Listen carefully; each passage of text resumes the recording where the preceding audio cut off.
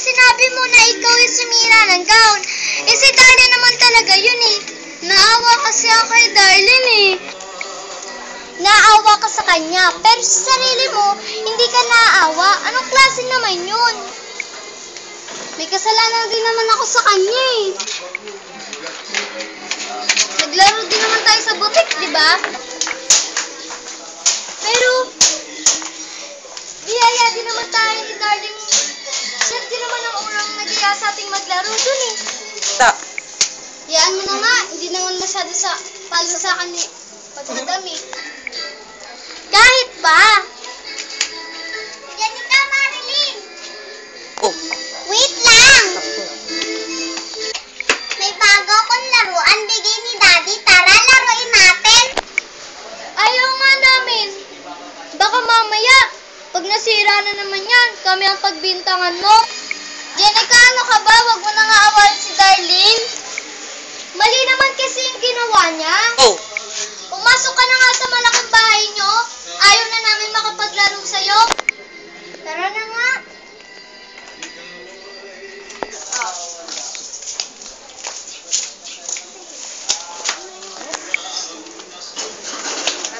Marilyn! Marilyn! Sa'yo na lang itong manika ko, oh. Ba't ibibigay mo sa akin yan? Paborito mong manika yan.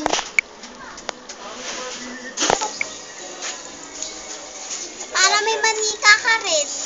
Sige na, kunin mo na. Huwag mo kunin yan, Marilyn.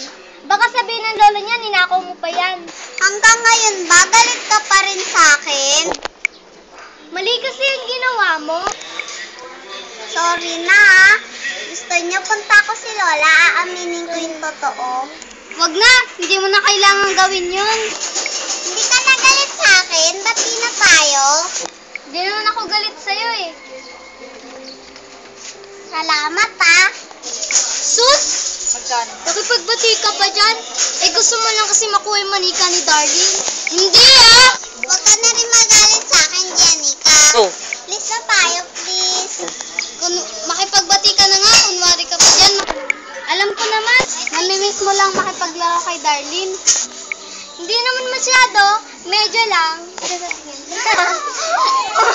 Halika, laro tayo. Dito nagtatapos ang kwento na pinamagatang Bati dyan? Ang manika mo'y akin. Bati dyan?